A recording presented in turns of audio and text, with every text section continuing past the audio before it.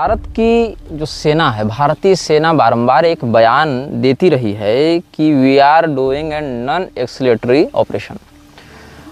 मतलब हम इस अभियान को धीरे धीरे कम करेंगे और हम एक फुल फ्लेज वार में नहीं जाना चाहते हैं, यही बात वो कहना चाहती है भारत की सेना। तो इनके अनुसार जो भारतीय सेना का बयान है और भारत की सरकार भी जो बयान दे रही है, उसके आधार पर जो बातें सार्वजनिक आ रही हैं वो ये कहती हैं कि पाकिस्तान की सरकार और सेना नहीं अपितु हम आतंकवादियों के विरुद्ध कार्रवाई कर रहे हैं। अब वो जो टेररिस्ट है वो टेररिस्ट क्यों बना, आतंकवादी क्यों बना? यदि वो केवल बिजली, पानी, शिक्षा, चिकित्सा जैसे बुनियादी चीज़ों के अभाव के कारण टेररिस्ट बना, तो जहाँ पर ये सारी सुविधाएं उपलब्ध हैं, जिन लोगों को शिक्षा प्राप्त है, चिकित्सा, बिजली, पानी, तकनीक, संसाधन सब प्राप्त है, ऐसे स्थानों पर भी लोग क्यों आतंकवादी बन रहे हैं? ऐसे स्थानों पर भी सेम गुट वाले, समान मजहब वाले लोग क्यों आतंकवाद की ओर बढ़ रहे हैं? कुरान के उन आयतों के विशेष प्रभाव और अंधविश्वास के कारण वो आतंकवादी बना। ध्यान रखें, वही कुरान जिसने सिखाया कि गैर मुस्लिमों को मार दो, वही कुरान जिसकी सोच ने पाकिस्तान बनाया, जिसकी सोच ने इस्लाम को इतने अधिक चरम उन्माद की अवस्था में पहुंचा दिया, जिसके कारण पाकिस्तान जैसे एक नए टेररिस्ट स्टेट का जन्म हुआ। हम उसको टेररिस्ट ऑर्गेनाइजेशन नहीं मानते हैं, हम उसको टेररिस्ट स्टेट मानते हैं। Pakistan is not a country which consist terrorists, अपितु सत्य यह है कि terrorist have snatched a land and named it as Pakistan. तो हिंदुओं को जिस विचारधारा ने उनके घर में भी मारा, आतंकित किया, कई शतकों से उनको अपने माध्यम से प्रताड़ित किया और बाहर भी मारा, और केवल हिंदुओं को नहीं अपितु हर उस समुदाय को जो इस्लाम में ईमान नहीं रखता है। तो सेना और सरकार यह स्पष्ट करे कि जब हमको शत्रु की वास्तविकता ज्ञात है, शत्रु का उद्देश्य ज्ञात है, तो उसके साथ हम एक असंभव और एक तरफा भाईचारा क्यों निभा रहे हैं? जब सरकार को पता है कि पाकिस्तान से आतंकवादी आए, आतंकवादियों को यहाँ रहने के लिए किसने दिया? क्या वो पाकिस्तानी नागरिक थे? जब वो आतंकवादी यहाँ घुसे थे, वो खाना क्या पाकिस्तानी नागरिक उनको दे रहे थे? नहीं, यहाँ के लोकल लोगों ने उनको खाना दिया, यहाँ के लोकल लोगों ने उनको हथियारों का मतलब जो संसाधन है वो उपलब्ध कराया, टूरिस्ट को ट्रैक करने का सारा इन्फॉर्मेशन दिया। तो यहाँ के लोकल लोग तो पाकिस्तानी नागरिक नहीं थे, वो तो बड़े सच्चे और मुसलमान और कश्मीरियत के बड़े झंडा बरदार थे। तो फिर ऐसे लोगों को आप क्यों टेररिस्ट नहीं मानकर इनकाउंटर कर रहे हैं? क्या वो टेररिस्ट का सहयोग करने के कारण स्वयं भी उस अपराध में समान रूप से भागीदार नहीं है? और यदि आपका ये कहना है कि पाकिस्तान से टेररिस्ट आए या पाकिस्तान फंडेड टेररिस्ट थे, जो कि सच भी है, तो वैसी स्थिति में आपको जब पता है कि शत्रु की वास्तविकता क्या है, शत्रु का उद्देश्य क्या है, तो उसके पीछे का जो पूरा का पूरा मेंटल एजेंडा है, जो उसकी जो मोनोपोली है, उसका जो एक वैचारिक पैशाचिक भाव है, जो वैचारिक पिशाचपना है, आप उसके विरुद्ध क्या कर रहे हैं? क्या पाकिस्तान की सरकार और फौज उस आतंकवाद को अपने उद्भव काल से ही प्रोत्साहित करती नहीं रही है? क्या पाकिस्तान की सरकार और फौज उन आतंकवादियों को रसद नहीं देती, हथियार नहीं देती, ट्रेनिंग नहीं देती? क्या आईएसआई उनको प्रशिक्षित नहीं करता? क्या आईएसआई पाकिस्तान की सरकार के द्वारा फंडेड नहीं है, सपोर्टेड नहीं है, एफिलिएटेड नहीं है? यदि है तो भारत की सरकार और सेना सीधे पाकिस्तान की सरकार और पाकिस्तान की सेना के विरुद्ध कोई अभियान घोषित रूप से क्यों नहीं चलाती है? उसके ऊपर कौन सा ऐसा इंटरनेशनल दबाव है, कौन सी ऐसी वैश्विक सत्ता उसको इस दबाव के कारण बांधे हुए है, जिसके कारण वो आतंकवादी नाम लेने के लिए विवश है? जब वो जानती है, और कई बार तो हमारे डेलीगेट्स इस बात को खुलेआम कह चुके हैं कि पाकिस्तान खुलेआम आतंकवादियों को सपोर्ट कर रहा है, पाकिस्तान आतंकवादियों का जन्नत बन चुका है, उनको प्रमोट कर रहा है, उनको छोटे छोटे बच्चों के माध्यम से मैनिपुलेट करके भारत के विरुद्ध उकसाता रहता है। तो यदि भारत की सरकार और सेना केवल यह मानती है कि हम पाकिस्तान के खिलाफ नहीं लड़ रहे, आतंकवादियों के खिलाफ लड़ रहे हैं, पाकिस्तान की सरकार और सेना के खिलाफ नहीं लड़ रहे, वी आर फाइटिंग टेररिज्म, तो फिर टेररिज्म के लोगों से भारत की सरकार को ना प्रतिकार मिलना चाहिए था। लेकिन मैं तो यह देख रहा हूँ और पूरा विश्व यह देख रहा है कि भारत की सरकार का विरोध, भारतीय जनता का विरोध पाकिस्तानी सेना कर रही है। वहाँ की अदालतें फैसला दे रही हैं, वहाँ की सरकार निर्णय ले रही है, वहाँ की सेना एक्टिव हो रही है, वहाँ से गोलीबारी करने के लिए लश्कर तैयबा और जैश ए मोहम्मद फ्रंट पर नहीं आ रहा है, बल्कि फ्रंट पर पाकिस्तानी आर्मी आ रही है। तो पाकिस्तानी आर्मी जब खुले आम खुद को आपका दुश्मन मान रही है, तो आपके मुंह पर ताला किसने लगा दिया? पाकिस्तानी आर्मी जब खुलेआम, पाकिस्तान की सरकार, पाकिस्तान के अवाम, पाकिस्तान की अदालतें जब खुलेआम भारत को अपना शत्रु राष्ट्र मानती हैं, भारत के लोगों को धमकी देती हैं, जान माल की धमकी देती हैं, वहाँ रहने वाले हिंदुओं पर भी तमाम अत्याचार करती हैं, तो ऐसी स्थिति में भारत की सरकार बार बार ये ऑब्लिगेशन क्यों दिखाती है कि we are in non escalatory movement operation and we are not fighting Pakistan and its army, we are fighting terrorism. ये सब जो नाटक दिखाया जा रहा है भारत में, इसका क्या लक्ष्य है?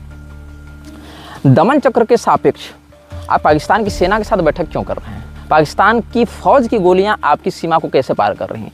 पाकिस्तान के ड्रोन, पाकिस्तान के विमान क्यों आपकी सेना के एयर स्पेस का अतिक्रमण कर रहे हैं? वो तो आतंकवादियों के खिलाफ आप लड़ रहे थे। इसका अर्थ सीधा सीधा है कि आप आतंकवादियों पर हमला करें या पाकिस्तान की फौज पर हमला करें, बात एक ही होगी, because the Pak army is the terrorist army. दोनों में अंतर नहीं है, अंतर केवल वर्दी का है, अंतर केवल वेतन के अकाउंट्स का है कि एक को डायरेक्ट ट्रेजरी से वेतन मिल रहा है, दूसरे को बाईपास करके मिल रहा है। आप जनता का पानी रोकने का दावा फिर क्यों कर रहे हैं? यदि आप आतंकवादियों के खिलाफ लड़ रहे हैं तो आप सिंधु नदी के जल समझौते का उल्लंघन करके आप पानी जो रोकने का दावा करते हैं कि हमने पानी रोक दिया, उससे क्या केवल आतंकवादी पानी पी रहा है? आतंकवादी की संख्या कितनी होगी? 100, 50 हज़ार, 10,000? उन आतंकवादियों को मारने के लिए सिंधु नदी का अगर आप पूरा पानी रोकते हैं तो क्या उससे जनता प्यासे नहीं मरेगी? वो जनता जिसके खिलाफ आप लड़ाई नहीं लड़ रहे हैं, ऐसी आपकी सेना और आपकी सरकार ने पहले ही घोषणा कर दी है। तो ऐसी स्थिति में जब आपकी सेना उन जनता के विरुद्ध नहीं है तो सिंधु नदी का पानी रोककर भी आप तो कोई लाभ नहीं कर पा रहे, क्योंकि आप ही के जल संसाधन मंत्रालय का यह कहना है कि हमारे पास अभी वो तकनीक नहीं है कि हम पानी रोक सकें। हाँ, एक मेंटल कॉन्फ्लिक्ट के लिए एक माहौल बनाने के लिए ऐसे वक्तव्य दिए जाते हैं, दबाव बनाने के लिए, इंटरनेशनल प्रेशर बनाने के लिए, ठीक है।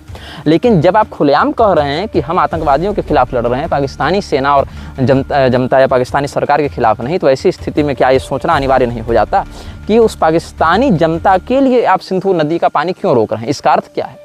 वो जनता भी उसमें समान रूप से दोषी है, इसको आप भी मान रहे हैं, बस इसकी घोषणा करने की हिम्मत नहीं करते, कायरता करते हैं। क्या वहाँ की फौज भारत की समर्थक है? क्या वहाँ की जनता भारत की समर्थक है? क्या वहाँ की सरकार भारत के हितों का ध्यान रखती है? नहीं, अपितु वो हर प्रकार से उन आतंकवादियों को पोषित करते हैं। और उन आतंकवादियों पर जब आप हमला करते हैं इस क्लैरिफिकेशन के साथ कि we are not fighting the Pak army and Pak government, तब भी आपको विदेश मंत्रालय पाकिस्तान का जवाब देता है, न कि कोई जैश ए मोहम्मद का प्रवक्ता और लश्कर तैयबा का प्रतिनिधि आकर बात करता है। तब भी आपके ऊपर गोली चलने वाली जो बंदूकें हैं गोली चलाने वाली, वो पाकिस्तानी फौज की होती हैं। अभी भी आपको समझ में नहीं आ रहा, या आप समझना नहीं चाहते, या देश को मूर्ख और बनाए रखना चाहते हैं। चलो ठीक है, पाकिस्तान की बात अब रहने देते हैं, हम बात करते हैं कश्मीर की। क्या कश्मीर की जनता और कश्मीर के मुसलमान और नेता भारत सरकार और सेना के समर्थक हैं? क्या वो चाहते हैं वहाँ सेना रहे? क्या वो चाहते हैं वो देश, वो क्षेत्र, वो प्रांत भारत के अधीन रहे? क्या वो भारत की सरकार के सर्वोच्च शासन को स्वीकार करते हैं? कश्मीर छोड़ो, क्या भारत की सरकार ही स्वयं सेना और हिंदुओं की समर्थक है? यदि भारत की सरकार ही सेना की समर्थक है तो 3 साल से बहाली रोककर 1,80,000 सैन्य बलों की कटौती, जिसका reference retired major general GD Bakshi ने भी दिया था, वहाँ पर इस प्रकार से सेना के संसाधन को कटौती करके, सेना के मैन पावर को कटौती करके, सेना के ऊपर अतिरिक्त बोझ डालकर, अमित शाह इत्यादि का बयान देख लो, जहां वो सेना को जम्मू कश्मीर से हटाकर जम्मू कश्मीर के हालात, जम्मू कश्मीर की पुलिस के हवाले करने की बात करते हैं। क्या भारत की सरकार ही खुद भारतीय सेना की समर्थक है? अपितु वो तो सेना से माफ़ी मंगवाती चल रही है। सेना के अभियानों को सेना की क्रूरता बताकर सेना की माफ़ी मंगवाने को अपने सरकार की शासकीय और कूटनीतिक उपलब्धि बताती है जम्मू कश्मीर की सेना को। इसीलिए हमने कई बार कहा, Pakistan is not a country which has terrorists have snatched a land and named it Pakistan, which ensures that every single child is raised with absolute hatred towards Bharat and its citizens and Hindus। अब यहाँ पर एक बहुत ही बेशर्म चाल चली है सरकार ने सोफिया कुरैशी के नाम से। मानो पूरे के पूरे देश में जो इस्लाम के विरुद्ध एक जागरूकता आ रही थी, इस्लामिक टेररिज्म के विरुद्ध एक जागरूकता आ रही थी, उसको दबाया जा सके, सप्रेस किया जा सके। कैसे? इसके 3 चरण हुए। पहले चरण के रूप में भारत की सरकार ने यह नहीं कहा कि हिंदू मरे हैं, सीधे सीधे कहा कि पर्यटक मरे हैं, जबकि जो पार्टी रूलिंग गवर्नमेंट में है, भारत की संसद में जो सर्वाधिक सदस्यों वाली सांसदों वाली पार्टी है, उसी के कई ऑफिशियल अकाउंट्स ने खुलेआम हिंदुओं को ये बताया कि उन्होंने धर्म पूछकर मारा, जाति पूछकर नहीं मारी। तो धर्म क्या था उनका? हिंदू ही तो था। तो भारत की वह पार्टी जो अपने फेसबुक सोशल मीडिया अकाउंट्स में यह कहती है कि भाई हिंदुओं को मारा गया, हिंदुओं को मारा गया, वही पार्टी जब केंद्र में सरकार के रूप में बैठी रहती है तो एज ए गवर्नमेंट वो क्यों ये नहीं कहती है कि हाँ हिंदुओं को मुसलमानों ने मारा। वहाँ पर शब्दावली बदल देती, पर्यटकों को आतंकवादियों ने मारा। वो आतंकवादी बने किस विचारधारा के कारण, वो आतंकवादी किस विचारधारा से उत्प्रेरित हुए थे।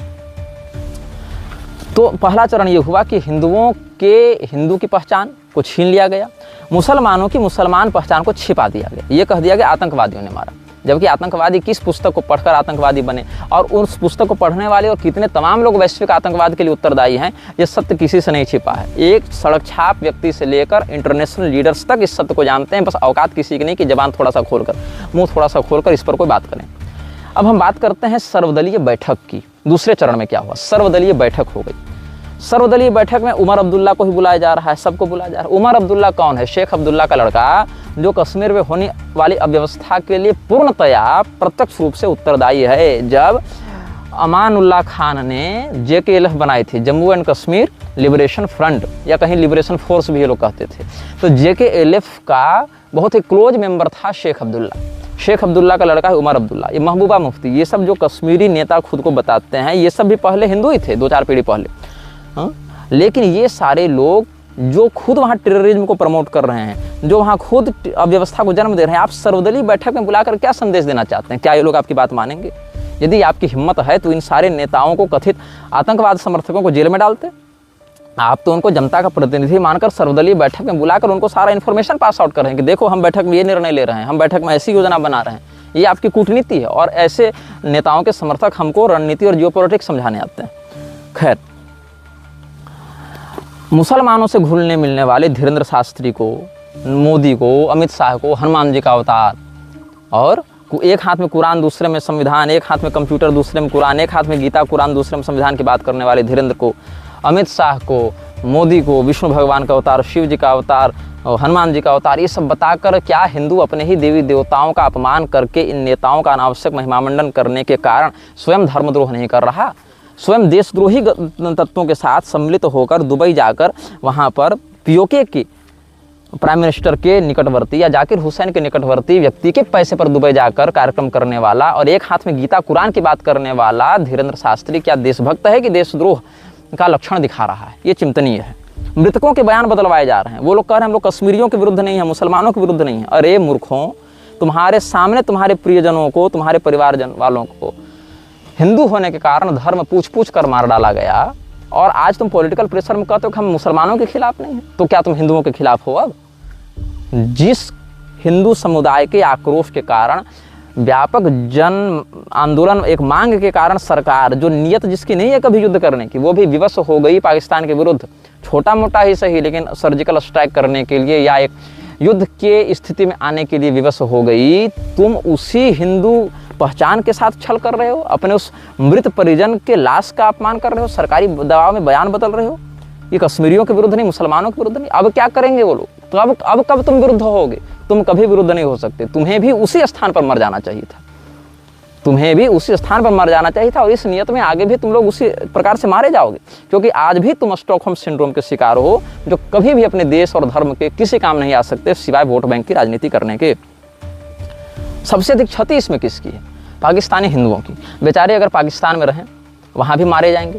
क्यों? क्योंकि वो हिंदू को एज ए पाक सिटीजन नहीं मानते, वो मानते हैं ये लोग तो भारत के समर्थक हैं। इसीलिए अब पाकिस्तानी जनता का गुस्सा किन पर फूटेगा? पाकिस्तानी हिंदुओं पर फूटेगा। जो पाकिस्तानी मुसलमान हैं वो किस पर अत्याचार करेंगे? पाकिस्तानी हिंदुओं पर अत्याचार करेंगे, ये कह के कि तुम हिंदू हो, काफिर हो, तुम भारत के समर्थक हो। अब भारत की सेना का सीधे सीधे तो कुछ बिगाड़ने की स्थिति में अभी नहीं है वो लोग, भारत की जनता को तो सीधे सीधे मिटाने की स्थिति में वो लोग नहीं हैं अभी। तो क्या करेंगे? पाकिस्तानी हिंदुओं के ऊपर अत्याचार करेंगे। वही हिंदू जो आपके द्वारा ठुकराए जाने के कारण आज भारत में सुरक्षित नहीं रहे, वही हिंदू जिनको आपने नागरिकता नहीं दी, जिनके लिए आपने कोई ठोस व्यवस्था नहीं की, क्योंकि आपका सारा संसाधन और ध्यान रोहिंग्या और बांग्लादेशियों की आवभगत में, उनके पहुनागिरी में, उनके मेहमान नवाजी में लगा हुआ था, उनके आतिथ्य में लगा हुआ था।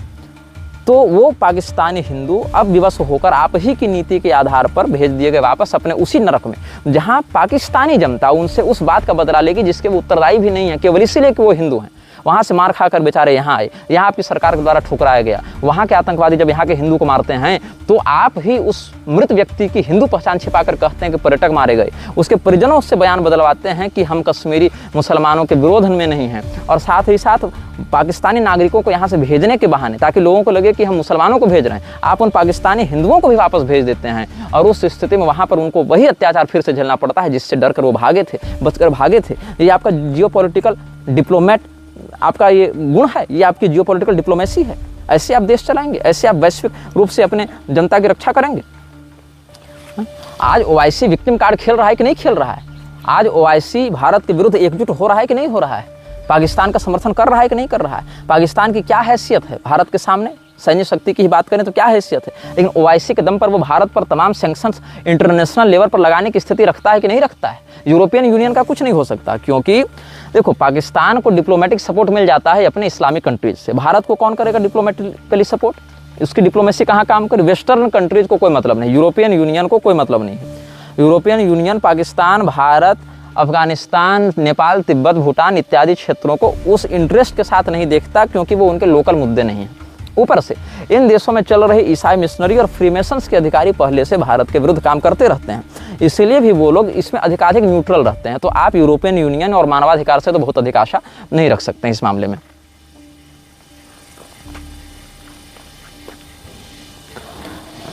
उन्नीस सौ 71 का आप विषय देखें। 1971 में जब यूएन में वोटिंग हुई थी, तब भारत का जो पक्ष था उसके समर्थन में कितने देश खड़े थे? मात्र 10 देश खड़े थे। उस समय तक रूस न्यूट्रल था। हालांकि बाद में रूस भारत के समर्थन में आया 11वां वोट डालकर, और उसने ही सुरक्षा परिषद में वीटो डाला, इसलिए भारत के खिलाफ प्रस्ताव पारित नहीं हो सका रूस के कारण। हालांकि केजीबी बहुत अंदर तक घुसी हुई थी 1971 में। आपको अगर ध्यान होगा इंदिरा के शासनकाल में, तो केजीबी की पहुंच दिल्ली के प्रधानमंत्री आवास तक थी। पर्सनली, ये नहीं कि डिप्लोमेसी के माध्यम से, पर्सनली उसके स्पाई लगे हुए थे। लेकिन क्या है, रूस ने उसमें भारत का साथ दिया। यद्यपि भारत के पक्ष में मात्र 10 देश थे, 110 देश भारत के अगेंस्ट थे। 1971 की आप यूएन वोटिंग निकाल लें रिकॉर्ड, उस समय रूस ने क्या किया, और सिक्योरिटी काउंसिल का वीटो जो है उसको सभी लोग मानने के लिए विवश हो जाते हैं। यूएन का जो बहुत बड़ा इन्वेस्टर है वो रॉकफेलर संस्थान है, जो उसका जो एक कॉरपोरेट चलता है रॉकफेलर का, उसमें, और रॉकफेलर, रोथस्चाइल्ड, ये सब ओपनली मिलिट्राज से जुड़े हुए हैं। मतलब ये सैटेनिक वर्शिप और सैटेनिक रिचुअल्स और इस प्रकार के जो पैशाचिक गतिविधियां, उसमें ये लोग बहुत प्रखरता से और बहुत स्पष्ट रूप से इनकी गतिविधियां जुड़ी हुई हैं। तो रूस के वीटो के कारण मात्र 11 वोट पाने वाला भारत भी अपने पक्ष को वहां स्थापित कर पाया, नहीं तो 110 देश जो है भारत को चबाने के लिए तैयार थे उस समय। ये तो भारत की डिप्लोमेसी का स्तर उस समय था और आज भी है। अब भारत क्या है, सामरिक संधियों के लिए रूस पर निर्भर करता है, व्यापारिक संबंधियों के लिए यूरोप और अमेरिका पर निर्भर करता है। चीन के साथ उसका सामरिक तो कोई तालमेल है नहीं, पड़ोसी है तो भैया व्यापारिक कुछ संबंध हर पड़ोसी का होता है, उतना तो भारत पाकिस्तान का भी आपस में सामरिक संबंध है। तो इस स्थिति में भारत की जनता इस्लाम के विरुद्ध लामबंद न हो सके, वो अपने मूल दुश्मन को न पहचान सके, इसके लिए क्या किया गया, सीधे सीधे सर्वदलीय बैठक बुलाई गई और जो पीड़ित थे उन्हीं से बयान दिलवाया गया कि हम कश्मीरियों के विरुद्ध नहीं, हम पाकिस्तानियों के विरुद्ध नहीं, हम मुसलमानों के विरुद्ध नहीं। तो भी आप किसके विरुद्ध हैं? क्या उन हिंदुओं के विरुद्ध हैं जो आज तक आपके लिए आवाज़ उठाते रहे, आपके कष्ट को अपना कष्ट समझा, आपके सुरक्षा के लिए आतंकवादियों के, पाकिस्तानी आतंकवादियों के, इस्लामी आतंकवादियों के संहार के लिए सरकार पर दबाव डालते रहे? क्या उन लोगों के आप विरुद्ध हैं? ओवैसी कह रहा है कि 2 नेशन थ्योरी का हम खंडन करते हैं, भारत एक हो अखंड हो। क्यों भाई, भारत एक हो अखंड हो अगर आप ऐसा कह देते हैं तो इसके एक बेनिफिट ये होगा इसका कि पाकिस्तान तो वापस भारत में आने से रहा, आपके बयान मात्र से पाकिस्तान वापस भारत में नहीं मिलेगा। दूसरा लाभ क्या हो जाएगा कि बिना पाकिस्तान को भारत में मिलाए अब भारतीय हिंदुओं के बाप जरूर बन जाएंगे, क्योंकि हिंदू वो जाति हो चुकी है कि आप अगर अभी कहें कि हम 15 मिनट में सारे हिंदुओं को काट देंगे और अगले मिनट कहें पाकिस्तान मुर्दाबाद, तो हिंदू कहेगा आप बहुत अच्छे आदमी हैं क्योंकि आपने पाकिस्तान मुर्दाबाद कह दिया। वो आपकी रणनीति कभी समझने की स्थिति में नहीं रहता, इसको ओवैसी बहुत अच्छे से जानता है। इसीलिए ओवैसी ने क्या किया, पाकिस्तान मुर्दाबाद बोल दिया। मुसलमान भी जान रहा है कि पारिस्थितिक बात है। अल तकिया के विषय को आप समझेंगे, अल तकिया के अनुसार यही बात है कि जितना अधिक से अधिक हो सके काफिरों से झूठ बोलो, काफिरों को उलझा कर रखो ताकि वो मुख्य योजना को समझ न सकें, ये अल तकिया का नियम कहता है। तो ऐसी स्थिति में पाकिस्तान मुर्दाबाद कहकर 2 नेशन थ्योरी का खंडन करके ओवैसी ने क्या कहा, हम तो यहीं रहेंगे, ये हमारा देश है, और जो देशद्रोही थे वो पाकिस्तान चले गए, जिन्ना देशद्रोही था वो पाकिस्तान चला गया। अब किसी को आप टैग लगाते हैं, इस्लाम इतना मायने नहीं रखता। इस्लाम में देश का कोई कॉन्सेप्ट नहीं है, बस मजहब का कॉन्सेप्ट है, क्योंकि इस्लाम देश की बाउंड्री को मानता ही नहीं है, वो तो बाउंड्री को अपने अनुसार तोड़ने मरोड़ने में विश्वास रखता है। कि हम तो जब चाहें अपनी संख्या बढ़ाकर बाउंड्री को अपने अनुकूल कर लें, और अगर बाउंड्री अनुकूल नहीं होगी तो गवर्नमेंट में अनुकूल हो जाए। तो इसीलिए पॉलिटिक्स में इंटरफेयर करके यूपीएससी, सिविल सर्विसेज में, आर्मी में बहाली होकर ये सारे लोग क्या कर रहे हैं, पहले अपनी संख्या बढ़ा रहे हैं। सिस्टम में बने रहिएगा, न्यायपालिका में, नेतागिरी में, लॉ बोर्ड्स में, फौज में जब आप घुसे रहिएगा तो सिस्टम से आप जुड़े रहिएगा। सिस्टम में जुड़े रहिएगा तो वहाँ पर कंट्रोल बना रहेगा। कंट्रोल बना रहेगा तो इन्फॉर्मेशन देते रहेंगे। कोई आयोजन होगा, कोई आंदोलन होगा, कोई दंगा करना है तो पुलिस में जो मुसलमान है वही तो कोऑपरेट करेगा, फौज में जो मुसलमान है वही तो कोऑपरेट करेगा, न्यायपालिका में जो है, सिविल सर्विसेज में जो है, पॉलिटिक्स में जो है वही तो कोऑपरेट करेगा। तो भारत के धर्म गुरुओं का भी वही हाल है जो अलतकिया वालों का हाल है। इनको न वास्तविक सूचना से कोई मतलब है और न वास्तविक सूचना को जनता तक पहुंचाने में कोई रुचि है, न व्यक्तिगत रूप से, न सामाजिक रूप से, न धार्मिक रूप से। यही कारण है कि अगर आप भाजपा का विरोध करें तो इनको लगता है आप देशद्रोह कर रहे हैं। यदि आप कांग्रेस का विरोध करें तो इनको लगता है आप देशभक्ति कर रहे हैं। यदि आप श्री रामचंद्र जी का अपमान करते हैं और भाजपाई हैं तो इनको कोई समस्या नहीं होती। बहुत सारे ऐसे रामानंदी लोग जो मेरे विरुद्ध बहुत कुछ कहते रहते हैं। मैं एक उदाहरण भी देना चाहूँगा। कुछ दिन पूर्व हमारे परिवार, मतलब जिसमें मैं नहीं था, मेरी पत्नी नहीं थी, मेरे भाई बहन नहीं थे, वो लोग रेल यात्रा कर रहे थे। वो कामाख्या धाम आए थे दर्शन करने के लिए। तो मैंने अपनी माताजी इत्यादि को तीर्थाटन करवा के वापस घर भेज दिया था। उन पर ट्रेन में किसी रिटायर्ड पुलिस अधिकारी ने दुर्व्यवहार किया और मारपीट इत्यादि झगड़े की स्थिति आई। तो हमने रेलवे को लिखा था। उस पर गुरुचरण दास जैसे लोग ये कमेंट करने लगे कि सुना है निग्रहाचार्य को ट्रेन में कूट दिया, उसकी प्रियतमा के साथ बदतमीजी की, अब न्याय की गुहार उस न्यायालय से मांग रहा है जिसको बीजेपी के रखेल बोलता था। ऐसा व्यंग करने लगे लोग। जबकि मलूक पीठाधीश्वर की माताजी का देहावसान हुआ तो हमने शोक संवेदना का वक्तव्य निर्गत किया था। इतनी भी मानवता इन लोगों के अंदर नहीं बची है। हालांकि हम स्वयं वहाँ थे नहीं, लेकिन अगर कदाचित हम होते और मेरे या मेरी पत्नी के साथ ऐसा कुछ होता जिनको बहुत अच्छा लगता, ये लोगों का मुंह यहाँ खुल गया। तब नहीं खुला जब श्री रामचंद्र जी को इमाम बता रहा था इन्हीं का चहेता आरएसएस। हाँ, ये बात ज़रूर है कि हमने वहाँ रेलवे पुलिस से मदद मांगी। क्यों मांगी? हम फ्री में नहीं जा रहे थे, हमने पैसा दिया था।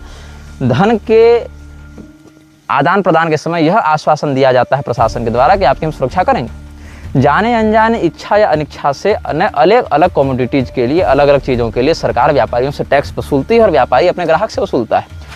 तो कहीं ना कहीं, चाहे राज्यवेन का हो, चाहे दुर्योधन का हो, चाहे कंस का हो, महर्षि भृगु, विदुर जी और अक्रूर जी जैसे धर्मनिष्ठ जंजोस म्लेच्छ तंत्र का, उस कुशासन का विरोध ही करते हैं। लेकिन आशा उन्हीं से रखते हैं क्योंकि वर्तमान में गद्दी में वो बैठा है, वर्तमान वो कर संग्रह कर रहा है।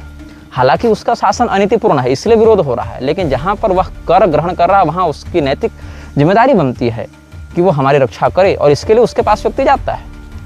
और साथ ही साथ व्यक्ति का भी यह कर्तव्य बनता है कि यदि उसकी अनीति दिख रही है तो उसको फटकार लगाए। और इस दोनों प्रकार से हम अपनी नीति पर स्थित हैं, जो कि ये लोग या इनके गुरुजन नहीं है। ये लोग तो उस स्थिति में हैं कि जरूरत पड़ने पर रामानंदी बन जाएंगे, जरूरत पड़ने पर शाक्त बन जाएंगे, कौल बन जाएंगे, जरूरत पड़ने पर किसी भी प्रकार से अपने अर्थ प्रबंध में लगे रहेंगे। उस समय हमने कोई प्रतिक्रिया नहीं दी थी, अभी प्रसंगवश बात याद आ गई तो हमने कह दिया। आपको क्यों लगता है कि सरकार जो है वो पाकिस्तान जैसे संवेदनशील मुद्दे पर जनता से सच बोलेगी? मीडिया की बात रही तो मीडिया तो 4-4 बार पाकिस्तान को नक्शे से मिटा चुकी है। उरी के समय मिटा चुकी थी, जब एक बार सर्जिकल स्ट्राइक हुई थी तब वो भी मिटा चुकी थी। अभी 2 दिन पहले ही जी न्यूज़ पूरा पाकिस्तान उड़ा चुका था अपने चैनल पर। तो मीडिया जो है वो अपना विज्ञापन स्लॉट बेचने के लिए आपको मूर्ख बनाती है। सरकार की भी यही नीति रहती है, सरकार की भी यही योजना रहती है। सोफिया कुरैशी के माध्यम से हिंदुओं के ऊपर एक ऐसा, मतलब मैं कहूँ एक थोपा जा रहा है, एक विचार, एक नैरेटिव थोपा जा रहा है जो ये कहता है कि हिंदू अपनी रक्षा नहीं कर सकता और हिंदू इस्लाम से पीड़ित नहीं है, हिंदू आतंकवाद से पीड़ित है। अभी देखिएगा, अभी सोफिया कुरैशी को केवल सेना का कर्नल होने के कारण महिमा मंडन नहीं किया जा रहा। वो ना खुद जाकर लड़ी है ना कुछ की है, जबकि केवल प्रेस ब्रीफिंग की है। मात्र प्रेस ब्रीफिंग करने के कारण उसको इतना ग्लोरीफाई क्यों किया जा रहा है भाई? इससे पहले और कितने जनरल्स ने या कितने कर्नल्स ने प्रेस ब्रीफिंग की? उनको इतना हाइप क्यों नहीं दिया गया? क्योंकि वो मुसलमान नहीं थे, वो हिंदू थे या अधिक से अधिक सिख थे। अब यहाँ पर क्या हो रहा है कि सोफिया को इतनी हाइप इसलिए दी जा रही है क्योंकि वो एक मुसलमान है, दूसरे स्त्री है। तो यहाँ महिला कार्ड भी सरकार खेल सकती है, इस्लामी कार्ड भी खेल सकती है। हिंदू जब भविष्य में इस घटना को इतिहास के रूप में देखेगा तो उसके अंदर ये गर्व और स्वाभिमान नहीं रहेगा कि हमने इस्लामी आतंकवाद से टक्कर लिया। इस्लामी शब्द तो हट ही गया आतंकवाद से। ये रहेगा कि हाँ, कोई सोफिया कुरैशी नाम की महिला आई थी जिसने हमारे प्राण बचाए। जैसे अभी बताया जा रहा है ना कि सोफिया की परदादी को जो थी वो रानी लक्ष्मीबाई के साथ कंधा में कंधा मिलाकर लड़ी थी, वैसे ही लड़ी जिस प्रकार से आज सोफिया लड़ रही है हिंदू को बचाने के लिए। और हिंदू तो सोफिया के नाम की माला भी जप रहा है, हिंदू तो ओवैसी के नाम की माला भी जप रहा है। हिंदू को अलतकिया थोड़े समझ में आएगा। सेना में हिंदुओं की संख्या अधिक है, इसीलिए भारतीय सेना अनुशासित है। सेना में जिस दिन मुसलमानों की संख्या अधिक हो जाएगी उस दिन हिंदू अफसरों के साथ क्या किया जाएगा ना, ये सेना के अफसर अच्छे से जानते हैं। अब आप कहेंगे कि सेना में कोई हिंदू मुसलमान नहीं होता, वही सड़ा गला तर्क आप लेकर आएंगे, और चूंकि आप लेकर आ रहे हैं इसी से पता चलता है कि आप हिंदू हैं। अगर आप मुसलमान होते तो ये कुतर्क कभी लेकर नहीं आते कि सेना में हिंदू मुसलमान नहीं होता है। सुन लीजिए, मुस्लिम रेजिमेंट का नाम सुने। मुस्लिम रेजिमेंट वाला ये मत बताएगा फैक्ट चेक करके कभी मुस्लिम रेजिमेंट नहीं थी, मैं कुछ और बताने जा रहा हूँ। मुस्लिम रेजिमेंट को लाने की मांग की गई थी। कब की गई थी?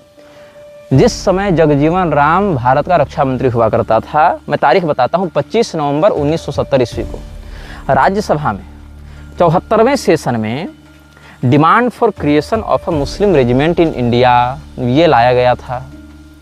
कौन लेकर आए थे? केसी पंत और महेंद्र कुमार, ये दोनों लेकर आए थे। क्वेश्चनेबल अथॉरिटी कौन थे? Defence minister Jagjivan Ram. कब लाया गया था? 25 नवंबर 1970 को। आप 74वां सेशन नंबर देखिए राज्यसभा कार्रवाई का, मिल जाएगा आपको पूरा रिकॉर्ड। अब 1970 में इसकी मांग उठी थी। उस समय क्या हिंदू मुसलमान का विचार नहीं था? क्यों ऐसा हुआ कि एक मुस्लिम रेजिमेंट, अलग मुस्लिम रेजिमेंट की ज़रूरत महसूस की गई भारतीय सेना में? आज से 50 साल पहले जब ये ज़रूरत महसूस की गई, 55 साल पहले महसूस की गई, तो आज मुसलमानों की जनसंख्या कितनी बढ़ चुकी है, उनकी इंटरनेशनल नेटवर्क कितने तगड़े हो चुके हैं, टेक्नोलॉजी कितने विकसित हो चुकी है। तो अब बताइए, क्या वो विचारधारा खत्म हो चुकी थी कि और अधिक सड़ चुकी होगी और अधिक फैल चुकी होगी, उसका संक्रमण और अधिक विस्तृत हो चुका होगा? भारत की संसद में जो रक्षा मंत्री है उसके समक्ष मुस्लिम रेजिमेंट की मांग की जा रही है, मतलब वो विचारधारा है शुरू से, और उस विचारधारा को लाने वाले, उसकी मांग करने वाले लोग हैं शुरू से, और आवश्यकता पड़ने पर वो उस विचारधारा को पूरा करने के लिए किसी भी तरीके तक पहुंच सकते हैं। मैं इस कामाख्या की बात करूं, पानी की सप्लाई यहाँ कम हो गई थी, समाप्त हो गई थी, तो मुझे पानी खरीदना पड़ता था। पानी खरीद कर मुझे चढ़ाना पड़ता था, तो पूरा नहीं चढ़ा पाएंगे अकेले, तो मुझे कुली की आवश्यकता पड़ी। कृत जल का दोष जो है वो द्रव्य आदान से समाप्त हो जाता है। उस स्थिति में हमको कुली खोजना था। कुली मिले सारे मुसलमान, जिसमें अधिकांश लगे मुझे बांग्लादेशी। मैंने एक पंडित जी की ही दुकान थी जहाँ से मैं पानी ले रहा था, उनको मैंने पूछा कोई हिंदू कुली नहीं मिलेगा? उन्होंने कहा पहले बहुत थे, लेकिन क्या करें, हिंदू कुली जो काम का 100 रुपया मांगता है, ये मुसलमान कुली उसी काम को 50 में 60 में कर देता है। हिंदू कुली दिन भर में 4 से 5 काम करेगा, 500 रुपया कमाएगा, वो फिर सो जाएगा। मुसलमान कुली एक दिन में 3000 रुपया तक कमाता है। उन्होंने पूरा बिल चार्ट दिखाया। सारे हिंदू कुली भाग चुके हैं। और ये केवल कुली का बात विषय नहीं है, सैलून बिजनेस देखें। अब जाति को हटाने की बात करते हैं। जाति आपका सामाजिक नहीं, आर्थिक कवच भी था। जाति व्यवस्था आपकी अर्थव्यवस्था की भी गारंटी थी कि आप उस जाति में जन्मे हैं, आपके लिए वो आजीविका जन्म से सुनिश्चित है, जन्म से सुरक्षित है। आप फूल वाले के पास जाइए, फल वाले के पास जाइए, सब्जी वाले के पास जाइए, सैलून में जाइए, नाई की दुकान पर जाइए, डेकोरेशन में जाइए, यहाँ तक कि आपके घर में शादी होती है, उसका टेंट वाला, उसका डीजे वाला, उसका बैंड वाला, आपके बहू बेटी के हाथ में मेहंदी लगाने वाला तक, उसको लहंगा पहनाने वाला तक मुसलमान घुसपैठ किया हुआ है। वहाँ तक उसी घुसपैठ हो चुकी है। आपके घर में आने वाला प्लम्बर, आपके घर में आने वाला इलेक्ट्रिशियन, आपके घर में आने वाला जो और भी तरह का लेबर है, कुली है, मजदूर है, होम मेड है, मतलब घर की दाई है, नौकरानी, वो बहुत बड़ी मात्रा में मुसलमान, बांग्लादेशी सब इसमें घुसपैठ कर चुके हैं। रोज़ रोज़ आपको ये समाचार सुनने को मिलेगा, यहाँ थूक रहे हैं, यहाँ पेशाब कर रहे हैं, यहाँ खाने में ये मिला रहे हैं, यहाँ ऐसे कर रहे हैं, वैसे कर रहे हैं। तब आपको शर्म नहीं आती? आपको क्या लगता है वो विचारधारा फौज में जाकर बदल जाएगी? खास करके तब जब वो फौज में भी मुस्लिम रेजिमेंट की मांग संसद में ला चुके हैं। अभी संख्या कम है, इसलिए अपने आप को देशभक्त दिखा रहे हैं। जिस दिन संख्या थोड़ी सी और अधिक होगी उस दिन आपको तुरंत 2 मिनट लगेगा आपको गीता का ज्ञान होने में। 18 अध्याय एक सांस में आप पढ़िएगा, तुरंत वो ज्ञान हो जाएगा। अर्जुन को तो भगवान कृष्ण आकर बताए थे, तब ज्ञान हुआ था ना, आपको 2 सेकंड में हो जाएगा कि फौज में हिंदू मुसलमान होता है कि नहीं होता है। देखिए, ठेले वाले के स्तर पर, कुली के स्तर पर, फल वाले, सब्जी वाले, नाई, प्लम्बर, घर के नौकर, उस स्तर पर जब वो रेकी कर रहे हैं, हथियारों का स्मगलिंग कर रहे हैं, थूक रहे हैं, मूत्र मिला रहे हैं, तब अधिक संसाधन मिलने पर, अधिक शिक्षा मिलने पर, अधिक पावर और पैसा मिलने पर वो देश के साथ क्या करेंगे? शिक्षा समाधान नहीं है, क्योंकि आपकी शिक्षा उनके लिए कुफ्र है। उनका मानना है कुरान ने जो लिख दिया वही सही है। वो तो धरती चपटी मानकर घूम रहे हैं ना। एक अपने सिस्टम में जब तक उनकी संख्या दृढ़ नहीं होती है तभी तक वो शांत रहते हैं कि मौलिक अधिकार ऐसा है, मानवाधिकार वैसा है, उसकी मांग करके वो लोग शांत रहते हैं, चुप रहते हैं। लेकिन जब वो संख्या बल में प्राप्त कर लेते हैं तब सिर्फ कुरान ही उनका एकमात्र गाइडलाइन वो वाली पुस्तक, मानदंड वाली पुस्तक हो जाती है। No one who declares his faith in Islam can be trusted even till the last drop of his blood. इसको आप याद रखिएगा। The only good Musalman, only good Muslim is a dead Muslim because he lives not for you, not for the country, he lives for Allah and he dies for Allah. और वो आपको उसके लिए मारेगा भी। ही किल्स फॉर अल्लाह, वही उसको शुरू से सिखाया गया, वही उसके सॉफ्टवेयर में फीड किया गया है। हाँ? एक मुस्लिम डॉक्टर, मुस्लिम शिक्षक, मुस्लिम सैनिक पहले मुस्लिम होता है, बाद में कुछ और होता है। उसकी पहली पहचान वो मुस्लिम बताता है, बाद में शिक्षक, डॉक्टर, सैनिक, नेता बताता है। लेकिन एक हिंदू डॉक्टर, एक हिंदू शिक्षक, एक हिंदू सैनिक हिंदू बाद में होता है। पहले कहता मैं चिकित्सक हूँ, मैं सैनिक हूँ, मैं शिक्षक हूँ। वो अपनी पहचान अपनी आजीविका से जोड़कर बताता है। हिंदू पहचान बाद में, और हिंदू पहचान उसकी वैकल्पिक होती है। उसको हिंदू बाद में भी अगर स्वीकार कर ले तो एक बात समझ में आती है, लेकिन वो क्या कहेगा, मैं तो सभी धर्मों का सम्मान करता हूँ। बस यही कारण है उसकी दुर्गति का। कॉलेज की लड़कियां जो मुसलमान परिवारों से हैं वही अपने सहेलियों को लव जिहादियों से मिलवाती हैं। ऐसे कई मामले आए हैं कि उसकी एक मुसलमान सहेली थी, वही लव जिहादी से उसको अपने भाई के दोस्त से सब मिलवाई और उसकी तस्करी करवा दी। ये तक आपको मिलेगा। मुस्लिम टीचर्स, जो महिलाएं हैं, पुरुष हैं, सब पूरे के पूरे कल्ट को ही एक अलतकिया में घुसाकर चल रहे हैं। आप समझ रहे हैं कि फौज के स्तर पर क्या हो रहा होगा? आपको ये नहीं दिखता जम्मू कश्मीर की पुलिस में क्या चल रहा है? जम्मू कश्मीर की पुलिस के अलावा अर्धसैनिक बलों में सीआरपीएफ में क्या चल रहा है, इंडियन आर्मी में क्या चल रहा है? बहुत बार तो पब्लिकली ऐसी घटनाएं आती हैं कि पाकिस्तान की लड़की से शादी कर लिया, ऐसा कर लिया, वैसा कर लिया। पाकिस्तान के एक डीएसपी का मामला आया था कि नहीं? हाँ, वो डीएसपी क्या था? खालिस्तान से मिला हुआ था ना। खालिस्तान क्या है? प्रो इस्लामिक है ना, प्रो हिंदू तो नहीं है। वो जो इन्फॉर्मेशन दे रहा था पठानकोट और पुलवामा इत्यादि में, डीएसपी को देवेंद्र या कुछ करके नाम आया था ना उसका, वो क्या था? खालिस्तानी ही तो था। देवेंद्र नाम पर ये मत देगा कि वो हिंदू है। पंजाब में तो 40% हिंदू नाम वाले या सिख नाम वाले लोग क्रिश्चियन बन चुके हैं, कन्वर्टेड हो चुके हैं सब लोग। वो नाम आपको केवल मिसगाइड करने के लिए। अजीत जोगी था ना छत्तीसगढ़ का मुख्यमंत्री, वो कैसे दफनाया गया? क्रिश्चियन रिचुअल से ही दफनाया गया ना उसको। अब हम बात करते हैं कुरैशी की। ये जो कुरैशियों के ऊपर उछल रहे हैं ना, मैं आपको बता दूं कुरैश क्या है। कुरैशी कुरैश वंश से आते हैं। कुरैश वंश क्या है? अरब का एक कबीला जिसमें पैगंबर का जन्म हुआ था। उस समय कुरैश वंश ही अरब का, मक्का का विशेष करके शासक हुआ करता था। कुरैश कबीले में बिनु हाशिम करके एक सेक्टर था जिसमें पैगंबर का जन्म हुआ था। और कुरैश जो है वो काबा, मक्का इत्यादि क्षेत्रों का नियंत्रण रखते थे। एक शक्तिशाली व्यापारी कबीला था। हालांकि कुरैशियों ने इस्लाम के उदय का सबसे पहले विरोध किया था, लेकिन पैगंबर के इन्फ्लुएंस में आकर बाद में उन्होंने इस्लाम को अपना लिया और इस्लाम के मोस्ट रेपुटेटेड हेरिटेज में कुरैश वंश को गिना जाता है। ये वो कुरैशी हैं। पाकिस्तान में भी एक विदेश मंत्री या कुछ था ना कुरैशी, इमरान खान की पार्टी में था शायद, अभी जेल में है या कुछ है। तो शाह महमूद कुरैशी या क्या नाम था उसका। कुरैश वंश को इस्लाम में बहुत सम्मान और बहुत नेमत के दृष्टिकोण से देखा जाता है, क्योंकि उसी मुबारक खानदान में पैगंबर साहब का जन्म हुआ था। और सोफिया कुरैशी को ये कह रहे हैं ना कि 4 पीढ़ी से हमारे फौज में लोग हैं। आप 4 पीढ़ी की बात करते हैं, हम तो 800 साल पहले जाएंगे। कुरैश आए कहाँ से? जाहिर सी बात है वो ब्लड लाइन अरब से तो यहाँ आई नहीं होगी, यहीं कन्वर्ट हुई होगी। अगर यहाँ कन्वर्ट हुई होगी तो किसने कन्वर्ट किया? क्यों उन पर हमला हुआ? वो हमला करने वाली विचारधारा क्या थी जिसके कारण यहाँ के लोगों को कन्वर्ट होना पड़ा? और अगर अरब से वो ब्लड लाइन आई है तो अरब के प्रति वफादार होगी या हमारे प्रति वफादार होगी? इसीलिए एक वो जो उक्ति बड़ी प्रसिद्ध है कि Islamic invaders didn't raped our ancestors, they raped yours. If you don't believe just check your surnames. क्योंकि हम पर हुआ रहता तो हम अभी तक कन्वर्ट हो चुके होते। हम लड़े, प्रतिकार किए, अपने अस्तित्व को बचाए रखे। तुम नहीं बचा पाए, इसलिए आज तुम कन्वर्टेड मुस्लिम्स। और दुर्भाग्य का विषय है कि तुम्हारा अरब भी तुमको वैल्यू नहीं देता। वो तुमको 2nd ग्रेड का मुसलमान मानता है, 1st ग्रेड का भी नहीं मानता। कन्वर्टेड गुलाम मानता है, 2म दर्जे का मुसलमान मानता है। हाशिम जो था वो पैगंबर मोहम्मद का कबीला था, और पैगंबर की जो माँ थी जुहरा कबीले से थी। उमैयाद खलीफाओं का जो वंश था उमैया से आता है। तो कुरैशी क्या होते हैं? कुरैश वंश के लोग होते हैं जिस वंश के हाशिम, बिनु हाशिम उपविभाग में, उपजाति में पैगंबर का जन्म हुआ था। इसीलिए कुरैशी को खड़ा किया गया है। समझ रहे हो? जिस पैगंबर की शिक्षा का आश्रय लेकर इतना नरसंहार हो रहा है, उसी पैगंबर का जो ब्लड लाइन है वही आज हिंदुओं का इतना बड़ा नेता बनकर, हीरो बनकर घूम रहा है कुरैशी लेकर। मतलब हिंदुओं के पास अपना कोई नायक नहीं था। हिंदुओं के पास हमारे शिवाजी थे, छत्रपति महाराज शिवाजी रहे, महाराणा प्रताप रहे और भी बहुत सारे लोग, इधर अहल्याबाई होलकर रहीं, इधर यहीं पर आसाम में आप लचित बोरफुकन देखिए जो मुगलों से लोहा लिया था। दक्षिण में भी बहुत बड़े बड़े साम्राज्य, विजयनगर साम्राज्य, ये सब मृक्षों से लड़ने के लिए प्रसिद्ध रहे। उधर आप सूरजमल जाट महाराज को देख लीजिए। मतलब अलग अलग क्षेत्रों में सब अपने अपने क्षेत्र में रहे। लेकिन आज हिंदू अपना नायक नहीं खोज पा रहा है। नायक का चेहरा खोजने को देखता तो एक मोदी जी दिखते हैं उसको, जो मोदी जी कहते हैं कि एक हाथ में कुरान दूसरे में कंप्यूटर देंगे और इस्लाम का अगर विरोध किया तो वो सच्चा हिंदू मेरे नज़र में नहीं है। वो इसको नायक दिख रहे हैं और वो मोदी जी लेकर आए हैं कुरैशी को, और पूरे फौज में कोई हिंदू व्यक्ति नहीं मिला था। वैक्सीन के समय भारतीय प्रशासन पर सबसे अधिक मुसलमानों ने हमला किया, मौलाना साद ने हमला किया। मौलाना साद आज कहाँ है? खुलेआम घूम रहा है। नूपुर शर्मा का कोई अता पता है?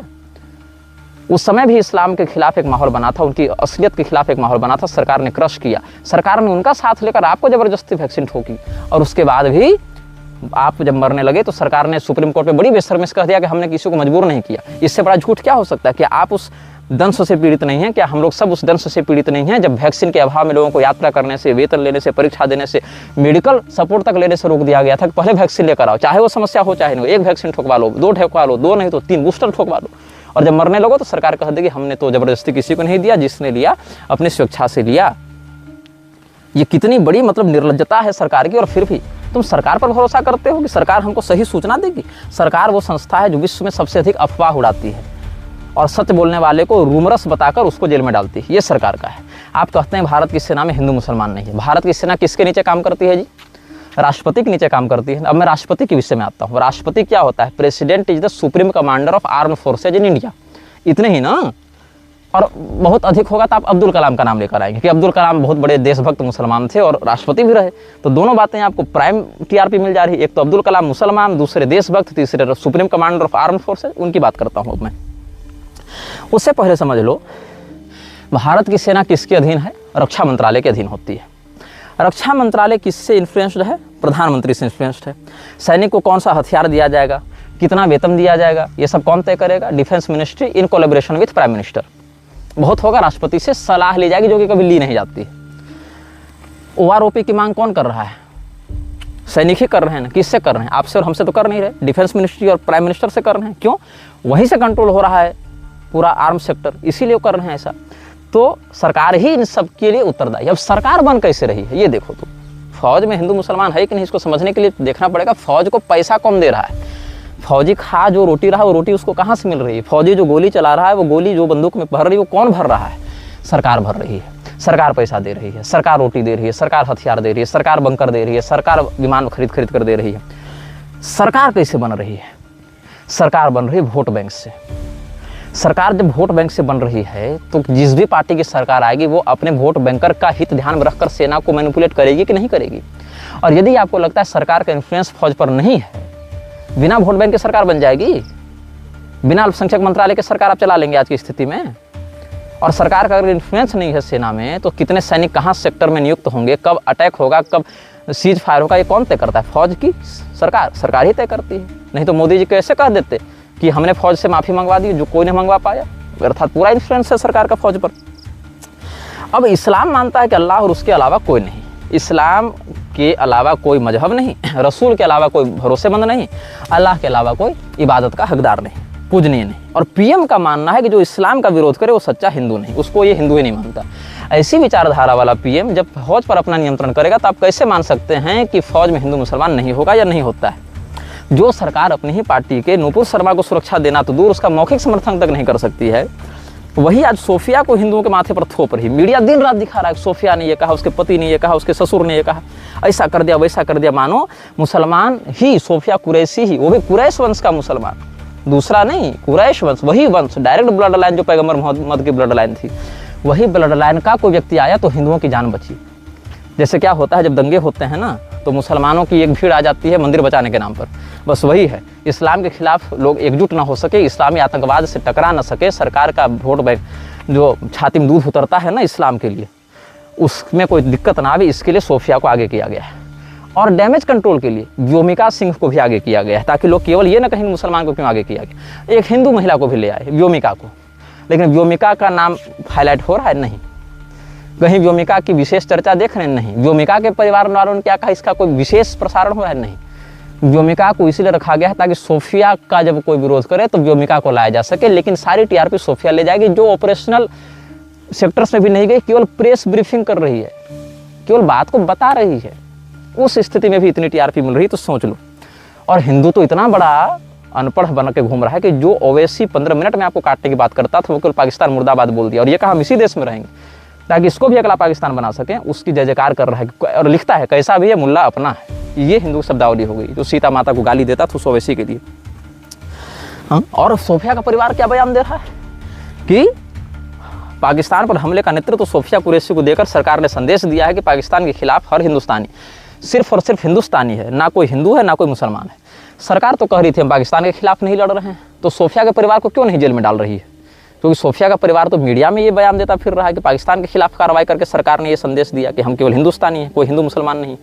सरकार तो कह रही थी हम आतंकवादी के खिलाफ लड़ रहे हैं, तो पाकिस्तान के खिलाफ कैसे हो गया? क्या पाकिस्तान आतंकवादी है? और यदि आप ये मानते हैं कि पाकिस्तान ही आतंकवादी है तो फिर आप ये क्यों कहते हैं कि we are not fighting a full fledged war, we are operating a non escalating operation? ये क्यों आप बयान दे रहे हैं सरकार के माध्यम से? बाद में अब इधर हम बात करते हैं all India Muslim personal law board की, जो कहते हैं हिंदू मुसलमान नहीं होता। मुर्शिदाबाद हमले पर चुप था, ये बांग्लादेश पर चुप था, यहाँ तक कि उरी, पठानकोट, पुलवामा में भी लगभग चुप ही था। आगे भी ये लोग चुप ही रहते, लेकिन अभी क्या है ना, इनकी संख्या उतनी अधिक नहीं हुई है, इसीलिए इनको भी देशभक्ति वाला नशा चटाना है लोगों को कि हम तो देशभक्त हैं, हम तो इस देश के नागरिक हैं। आपको स्मरण होगा कि जब कोरोना के समय माहौल बना था, सारा हिंदू समुदाय प्रशासन का सहयोग कर रहा था और ये लोग उनको मार रहे थे। उल्टे प्रशासन के साथ मिलकर सरकार ने वैक्सीन पर हिंदुओं के साथ फुल फ्लेज गुंडई की और उसके दुष्प्रभाव पर कोर्ट में पलट गई। ये मिला हिंदुओं को, वो माहौल हिंदू भूल गया। एक माहौल बना था कश्मीर फाइल्स के समय, वो माहौल भी हिंदू भूल गया, फिल्म जब आई थी। एक माहौल 370 धारा के समय भी बना था, तब लोग कह रहे थे कि जाकर कश्मीर में हिंदू प्रॉपर्टी खरीदेंगे। कितने हिंदू प्रॉपर्टी खरीदे जी? हिंदू छोड़ो, जो वहाँ के विस्थापित भागे हुए कश्मीरी पंडित थे वो कितने वहाँ पर वापस लौट पाए? हाँ, ये जरूर है कि 50 अरबी कंपनियों को हजारों कनाल भूमि वहाँ पर इंडस्ट्री के नाम पर दे दी गई। 370 हटाने के कारण बाहरी इन्वेस्टमेंट बढ़ा, उसमें हिंदू नहीं अरबी कंपनियां आकर इन्वेस्ट कर रही हैं, पाकिस्तान को और इस्लाम, कश्मीर को और अधिक इस्लामिक बना रही हैं पाकिस्तान इन्फ्लुएंस से। और all India Muslim personal law board कभी कुछ नहीं बोला। यहाँ कहता है कि हम देश के साथ हैं और आतंकवाद के खिलाफ हैं, लेकिन वक्फ के वाले मुद्दे पर हमारा आंदोलन चलता रहेगा और कुछ नहीं। और वो भी पुलवामा को कंडेम नहीं कर रहा है। मुस्लिम राष्ट्रीय मंच पुलवामा को, ये पहलगाम को गलत नहीं बता रहा है।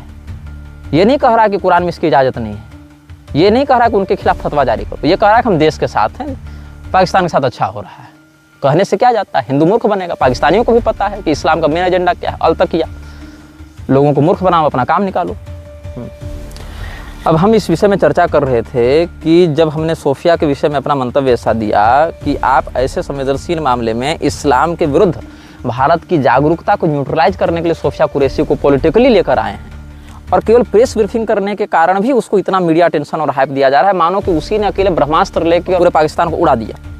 तो लोग कहने लगे कि अब्दुल कलाम का क्या? एपीजे अब्दुल कलाम तो बड़े देशभक्त वैज्ञानिक रहे, मिसाइल मैन रहे देश के। अब मैं ये बात बताता हूँ, आपको पता है कि जाकिर नाइक क्या करता है? जाकिर नाइक इस्लामी चरमपंथ को बढ़ावा देता है, सब जानते हैं, ये कोई छिपी बात नहीं।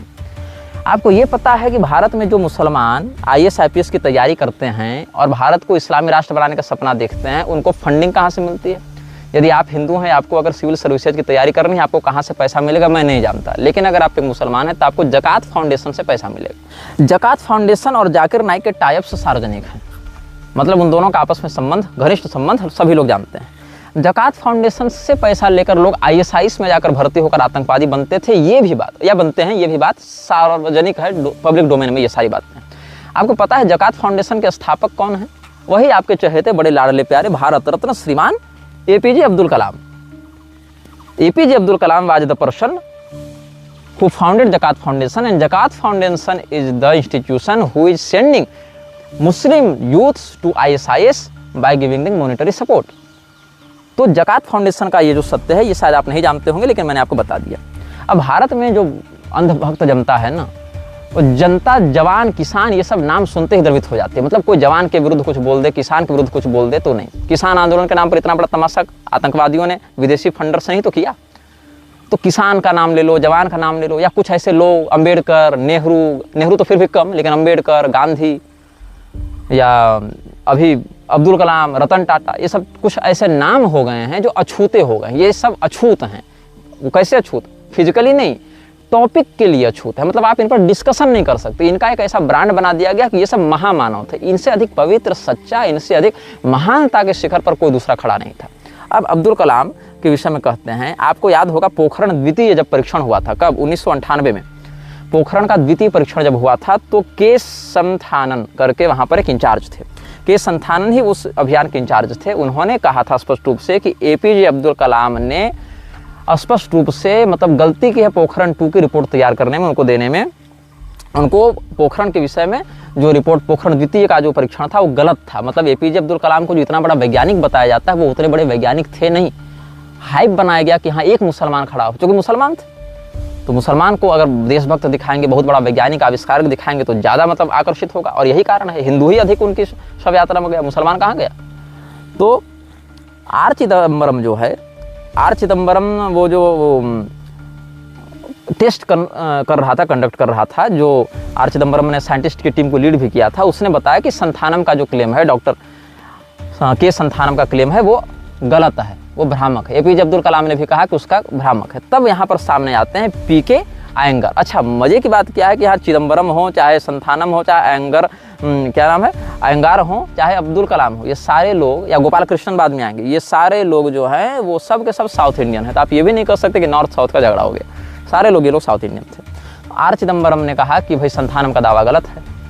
संथानम ने कहा कैसे, तुम साबित करो। तब तक पोखरण प्रथम का जो परीक्षण हुआ था, पोखरण प्रथम में जो प्रोमिनेंट साइंटिस्ट थे PK अयंगार, वो सामने आते हैं और कहते हैं कि संथानम केवल सत्य ही बोल रहे हैं, बिल्कुल अच्छी बात बोल रहे हैं, लेकिन कलाम ने वहाँ पर गलत रिपोर्ट की और कलाम की गलत रिपोर्ट के कारण पूरे विश्व को उस पोखरण टेस्ट के गलत सूचनाएं प्रसारित हुई। और इतना ही नहीं, एक गोपाल कृष्णन करके साइंटिस्ट हुआ करते थे, एक गोपाल कृष्णन ने भी यहाँ बैकअप दिया किसको, संथानम के बयान को, और कहा कि जो संथानम का ऑब्जर्वेशन है और कलाम का ऑब्जर्वेशन है उसमें साइंटिफिकली संथानम डॉक्टर जो के संथानम है उनका जो रिपोर्ट है, उनकी रिपोर्ट अधिक साइंटिफिकली एक्यूरेट है, वो सही है। अब संथानम ने जो कुछ बातें कही तो उसमें प्रोमिनेंट पॉइंट्स का आप गौर करें। वो कहते हैं कलाम को, डॉक्टर APJ अब्दुल कलाम को एटॉमिक बम बनाने के विषय में कोई विशेषज्ञता प्राप्त नहीं थी। एटॉमिक बम 50% सक्सेस हो रहा है, वो बोलते हैं 100% सक्सेस कर जा रहा है। साइंटिस्ट के रूप में उनको बहुत अधिक हाइप मिली, बहुत अधिक ओवररेट उनको किया गया। यहाँ तक कि संथानम और कलाम के बीच में जब फिजिक्स के लॉज को लेकर डिस्कशन होता था तब भी इस बात को लेकर बहस होती थी, कौन सही है कौन गलत। और संथानम के अनुसार कलाम को फिजिक्स के विषय में भी बहुत सारे ऐसे भ्रम थे जो कि उनके साइंटिस्ट होने के उच्च स्तरीय दावों का खंडन करते हैं, एक विरोधाभास उत्पन्न करते हैं। अब पॉलिटिकल, अगर आप उनके विषय को देखें, पॉलिटिकल विषय में भी क्या हुआ था, सबसे पहले तो प्रेसिडेंट रहते हुए डॉक्टर APJ अब्दुल कलाम ने अफजल गुरु की जो दया याचिका थी, फांसी के विरुद्ध याचिका थी, उसमें संदिग्ध निर्णय लिया। कैसे? अच्छा, अफजल गुरु को प्रमोट करने का श्रेय किसको जाता है? जाहिर सी बात है कांग्रेस को जाता है। APJ अब्दुल कलाम जिस समय प्रेसिडेंट थे उसका एक बड़ा हिस्सा तब बीता जब अच्छा खासा हिस्सा कांग्रेस के शासनकाल में ही बीता था। कांग्रेस के शासनकाल में जब दया याचिका अफजल गुरु की गई वहाँ पर, तो पहले तो उस दया याचिका को काफ़ी दिनों तक होल्ड करके रखा गया था और अफजल गुरु की पत्नी से personally doctor APJ Abdul Kalam मिले हैं। इस बात की रिपोर्टिंग कई बार, विशेष करके मैं आपको बताऊं, 5 अक्टूबर को हुई थी। 5 अक्टूबर को साल में एक बार 5 अक्टूबर 2006 का ये है। 5 अक्टूबर 6 को ये द डॉन जो पाकिस्तानी अखबार है वो भी छापा था, पाकिस्तानी होकर भी छाप रहा है। भारतीय मीडिया में, इकोनॉमिक टाइम्स, ये सब, रेडिफ में भी आप पढ़ सकते हैं उसको। 5 अक्टूबर 2006 का जो समाचार है, जहां पर बताया गया कि 20 मिनट तक कलाम के साथ अफजल की वाइफ तबस्सुम की मीटिंग हुई है, जहां पर APJ अब्दुल कलाम ने जो भी आश्वासन दिया होगा उसकी डिस्कशंस हुए हैं। बाद में अब्दुल कलाम ने कहा कि हमको तो कोई दया याचिका मिली ही नहीं। अब हुआ क्या, दया याचिका कौन भेजेगा? गृह मंत्रालय के माध्यम से जाएगी। दया याचिका गृह मंत्रालय ने नहीं भेजा, ऐसा दावा था किसका? अब्दुल कलाम का। तो अब्दुल कलाम जो हैं वो राष्ट्रपति हैं और केवल ये इंडियन लोकल मुद्दा नहीं, ये इंटरनेशनल मुद्दा बन गया। जबकि 2007 में यूरोपियन यूनियन में डॉक्टर अब्दुल कलाम प्रेसिडेंशियल हैसियत से गए थे, तो वहाँ पर 2 ब्रिटिश सांसद भी आकर, यूरोपियन यूनियन वाले, यूरोपियन पार्लियामेंट के 2 ब्रिटिश सांसद भी अफजल गुरु का केस लेकर APJ अब्दुल कलाम के पास आए थे। आप यूरोपियन यूनियन जा रहे हैं, वहाँ पर आपको 2 यूरोपियन यूनियन के ब्रिटिश सांसद आपको आकर अफजल गुरु के बारे में बोलते हैं। अफजल गुरु की पत्नी पर्सनली आपसे 20 मिनट डिस्कस करती है इस विषय में। और गृह मंत्रालय की ये हैसियत हो गई कि वो दया याचिका रोक दिया। क्यों? क्योंकि आप ये मानते थे कि मृत्यु दंड को खारिज कर देना चाहिए। अब्दुल कलाम का एक बयान आया था कि हम किसी की जान लेने का अधिकार नहीं रखते, आप उसको आजीवन कारावास दे दीजिए, किसी को मृत्यु दंड मत दीजिए। अगर इतने ही अपने सिद्धांत पर निष्ठा रखते थे एपीजे अब्दुल कलाम, तो जो रेप केस आया था एक बार इनके पास, जब उन्होंने कहा था ना कि सिर्फ समाज के गरीब और हाशिए पर पड़े तबके के लोगों को ही जो दिया जाता है ये मृत्युदंड, तो ये भी गलत है, क्योंकि बड़े पॉलिटिशियंस को तो छोड़ दिया जाता है जो बड़े बड़े गलतियां करते हैं। तो क्या हुआ था, एक उसमें धनंजय चटर्जी का केस आया था, जो एक सिक्योरिटी गार्ड हुआ करता था। धनंजय चटर्जी के केस में बहुत अधिक लूप होल थे। धनंजय चटर्जी के केस को बहुत अधिक कच्चे तरीके से तैयार किया गया था, इन्वेस्टिगेट किया गया था। और धनंजय चटर्जी का केस जो था, उसको जब दया याचिका बनाकर एपीजे अब्दुल कलाम के पास भेजा गया, तो उन्होंने उसकी दया याचिका को कैंसिल करके उसको मृत्युदंड बरकरार रखा था। तब इनका सिद्धांत कहाँ गया था? अफजल गुरु के मामले में देरी लेने के कारण अफजल गुरु को तात्कालिक फांसी नहीं मिल पाई, जो बाद में प्रणब मुखर्जी के कार्यकाल में इसको एग्जीक्यूट किया गया था। तो आप समझ लीजिए कि ज़कात फाउंडेशन का निर्माण करने वाला व्यक्ति, अफजल गुरु के प्रति ऐसी हमदर्दी दिखाने वाला व्यक्ति आपका नायक बना हुआ है, क्योंकि उसको कोर्स में और मीडिया में इतना अधिक जेंटलमैन दिखाया गया कि आप विश्वास नहीं कर सकते कि पीठ पीछे और क्या क्या हो सकता है। वक्फ बोर्ड, जिसके विरुद्ध आप इतना बड़ा आंदोलन कर रहे हैं, वक्फ बोर्ड जो भारत के लगभग प्रत्येक भूभाग को अपना मानता है, उसका सपोर्ट कौन कर रहे थे? Doctor APJ Abdul Kalam. वक्फ बोर्ड का समर्थन करने वाले अब्दुल कलाम, ज़कात फाउंडेशन बनाने वाले अब्दुल कलाम। आपको एक बहुत बड़े वैज्ञानिक के विषय में पता होगा, उस पर आर माधवन ने एक मूवी भी बनाई है रॉकेटरी के नाम से, नंबी नारायण के नाम से। वो इसरो के वैज्ञानिक थे जिनको CIA ने फंसाया था जासूसी के चार्ज लगाकर। उनको एपीजे अब्दुल कलाम ने सपोर्ट करने के बजाय, लीगली सपोर्ट करने के बजाय, अपने इन्फ्लुएंस का प्रयोग करके उनका पक्ष लेने के बजाय कहा कि आप सरेंडर कर दीजिए और आप इस केस में लगे आरोपों को स्वीकार कर लीजिए। नंबी नारायण ने इसको कई बार, उनके इंटरव्यूज आते रहते हैं, वहाँ पर उन्होंने स्पष्ट किया है कि उन्होंने इस बात को ठुकराया कि जब मैं गलत नहीं हूँ तो मैं क्यों स्वीकार करूँ। तो नंबी नारायण को फंसाने में और उनके करियर को तबाह करने में, या उन जैसे बहुत से वैज्ञानिकों के करियर को तबाह करने में अब्दुल कलाम का भी हाथ कई बार सामने आता रहा है। लेकिन आप लोग को बोलेंगे तो कहेंगे कि अरे तुम तो सबकी निंदा करते हो, तुम सबका विरोध करते रहते हो। सबका नहीं करते हैं, जो तथ्य है, जो फैक्ट है, उस पर बात करते हैं। होमी सेठना जो एटॉमिक बॉस हुआ करते थे 1998 पोखरण वाले, इसमें उस समय वो ये जो संस्थानम थे, बाद में ये DRDO में भी आए थे। DRDO जो सब हथियार इत्यादि बनाती है भारत सरकार के लिए, उन्होंने एक वक्तव्य दिया था। कहाँ? PTI को, प्रेस ट्रस्ट ऑफ इंडिया जो है ना, PTI, शायद मार्कंडे काटजू भी PTI के अध्यक्ष रह चुके हैं। 1974 में जो फर्स्ट न्यूक्लियर टेस्ट हुआ था, उसके गाइडिंग फोर्स थे डॉक्टर होमी सेठना, मतलब बड़ी हस्ती थे न्यूक्लियर क्षेत्र में। उन्होंने बयान क्या दिया था? I fully support Santhanam and I stand by his statement that India needs more nuke test to be conducted because the report of Abdul Kalam is rubbish. इस प्रकार से उन्होंने स्पष्ट कहा था। होमी बाबा के बारे में बोल नहीं, अलग है। अब क्या हुआ, AEC करके एक संस्था है, जहाँ PK अयंगार का हमने आपको नाम लिया था ना, अभी PK अयंगार भी सपोर्ट में आए थे, जो संथानम का ऑब्जेक्शन था उसमें। तो एटॉमिक एनर्जी कमीशन, इसके चेयरमैन रह चुके थे। कौन? AEC के चेयरमैन थे PK अयंगार। वो भी बताए थे कि 1998 में जो पोखरण द्वितीय का परीक्षण हुआ था, वो BJP लेड NDA गवर्नमेंट के द्वारा प्रेशर डालने पर किया गया था। और BJP के चहेते थे अब्दुल कलाम, या संघ के चहेते रहते हैं ऐसे लोग, तो उनके दबाव में बिना ठोस तैयारी के ये परीक्षण कर दिया गया और उसके रिजल्ट्स को मैनिपुलेट करके दुनिया के सामने लाया गया था। उन्होंने क्या कहा था? 1998 tests were done in haste at the bidding of the government of that day. A BJP-led NDA government headed by Atal Bihari Vajpayee had just assumed office when India conducted the tests. ये सब अच्छा, AEC के chairman ये भी रह चुके थे, doctor Homi Sethna भी रह चुके थे 1974 में। और कलाम ने क्या कहा था? जो रिपोर्ट की थी डिजायर्ड यील्ड, यही उन्होंने टर्म कोट किया था कि जो हमें परिणाम की आशा थी वो परिणाम हमें पोखरण द्वितीय के परीक्षण से प्राप्त हुआ। लेकिन सेठना ने कहा कि former president APJ Abdul Kalam was not a scientist and Santhanam is a physicist and he knew what he was talking. ये बात कोई गैर जिम्मेदार व्यक्ति नहीं कह रहा है, एटॉमिक एनर्जी कमीशन का चेयरमैन कह रहा है। What does Kalam understand about physics? He can say anything as he was the president and a politician. And और आगे क्या जोड़ते हैं वो, उनके आप बयान को मैं कोट कर रहा हूँ। What Santhanam said was absolutely correct. What did he, मतलब Kalam, know about extracting making explosive grade? He didn't know a thing by being a president. He appeared to wear the stature. He relied on atomic energy to gain additional स्टैचुअर।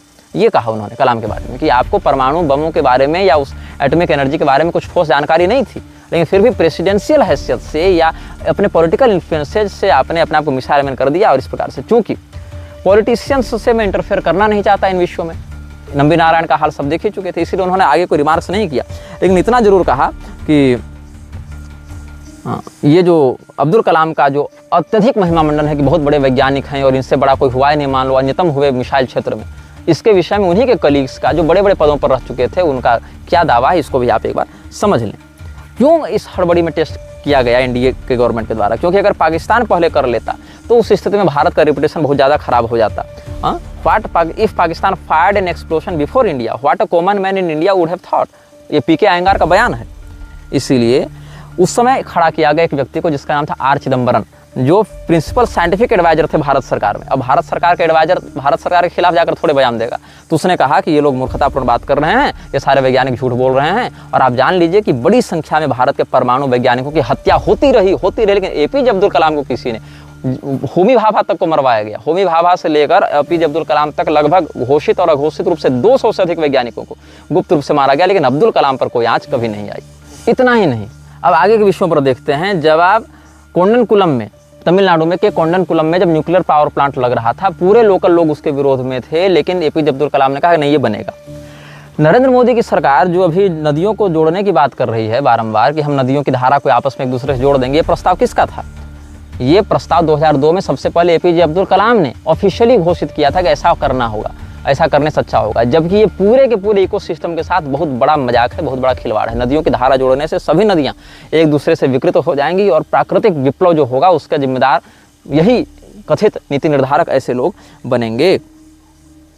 तो जो चटर्जी वाला मुद्दा था, धनंजय चटर्जी का जो case था, जो हेतल पारेख का रेप और मर्डर नहीं हुआ था 1990 वाला केस, उसके विषय में तो मृत्युदंड देने के लिए तैयार हो गए तुरंत। कौन?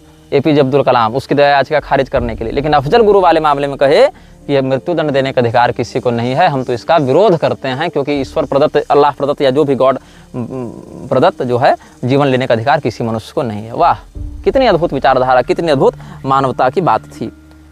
तो जो ज़कात फाउंडेशन के निर्माता रहे वो मुसलमान ही थे। ज़कात फाउंडेशन खुलेआम ISIS में युवाओं को भर्ती करवा रही है, एक बहुत बड़े एजेंडे पर चल रही है कि भारत में कैसे सिविल सर्विसेज में, प्रशासन में, न्यायपालिका में, पॉलिटिक्स में मुसलमानों की एक बड़ी संख्या को घुसाया जा सके, और जब सिस्टम में हम अच्छी संख्या में आ जाएँ तो उनको नष्ट किया जा सके, सिस्टम को अपने पक्ष में लेकर हिंदुओं को समाप्त किया जा सके। इसमें जो संस्थाएं लगी हुई हैं वो आप चाहे अब्दुल कलाम की बात करें, चाहे आज के समय में हामिद अंसारी की बात करें, तो भारत के राष्ट्रपति, उपराष्ट्रपति, भारत के रक्षा विभाग से जुड़े हुए लोग, गृह विभाग से जुड़े लोग, शिक्षा विभाग से जुड़े लोग। अब्दुल कलाम आज़ाद जो शिक्षा मंत्री रहा, क्या उसने अपने क्षेत्र में हिंदुओं के विरोध कार्य नहीं किया? अब्दुल कलाम आज़ाद को ले लीजिए, सर सैयद अहमद खान को ले लीजिए, मोहम्मद अली जिन्ना को ले लीजिए, अब्दुल कलाम, एपीजे अब्दुल कलाम को ले लीजिए, हामिद अंसारी को ले लीजिए, और अभी ये लोग अभी नया गॉडफादर लेकर आए सोफिया कुरैशी, जो कि बहुत बड़ी देशभक्त है। भैया इसके विषय में क्या कहें, आप आगे समझदार हैं कि अगर वो नहीं होती तो आज भारत तो बिल्कुल पाकिस्तान के कब्जे में हो चुका होता, हिंदुओं का कोई तारणहार नहीं होता।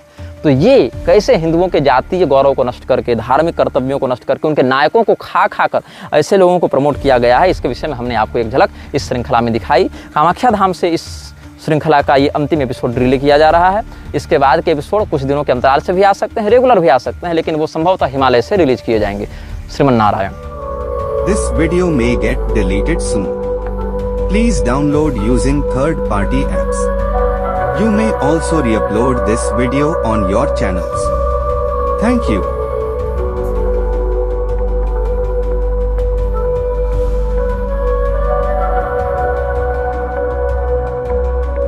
यह वीडियो जल्द ही हटा दिया जा सकता है। कृपया थर्ड पार्टी ऐप्स का उपयोग करके डाउनलोड करें। आप इस वीडियो को अपने चैनल पर फिर से अपलोड भी कर सकते हैं।